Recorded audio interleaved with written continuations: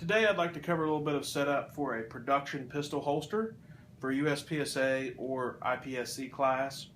Mainly for USPSA because IPSC you can have a much racier type holster for a race gun that's more of a launch platform than it is a holster. For USPSA you actually need a pouch type holster that covers the gun. It can't be more than 1/2 inch below the injection port. This holster is by Red Hill Training and it's a custom made Kydex holster. And some of the things you have to look for with a production gun is you're only allowed to place the gun so far forward, which you are not allowed to be in front of your hip bone. This is from a lot of open shooters who would mount their gun up here and further and really make them less of a holster and more just a platform to grab your pistol off of.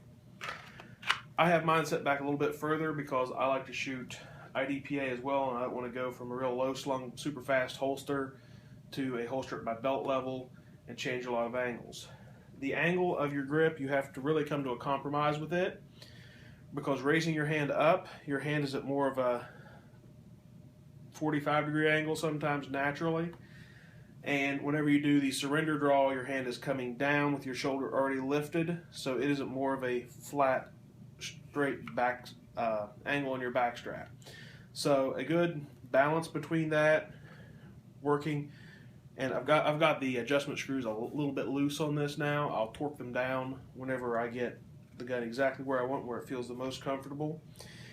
If you get too much level coming down from a fast draw, or if you actually have a little bit of motion like this in your draw, and every person will draw different. I know everybody thinks there's one special way to do it, but as long as you're getting it done in the speed and the time required with the consistency required, there's not really a wrong way to get your hand to your gun. There are some ways that are more efficient than others, but it comes down a lot to personal preference, how your wrists rotate. You can have really short arms like Rob Latham up here. You can have really long arms like some other shooters like myself. The gun, even at belt level, and I can't push my belt down really anymore and keep my pants on my ass, and it still hangs at this level. My draw is going to be a little bit slower. My idea of a perfect draw is a consistent draw every time, as long as it's below a second for most usage, in between 0.9 and 1.3 for most considered match draws. That's about where your draw is going to be. Even the super squad really doesn't draw much under a second in a match condition.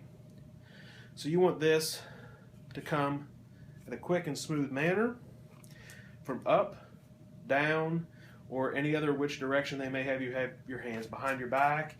You want it to be consistent and solid in the same place every time. Now, as for the rules, the center line of your body is going to be here. This is going to be for IDPA rules mainly.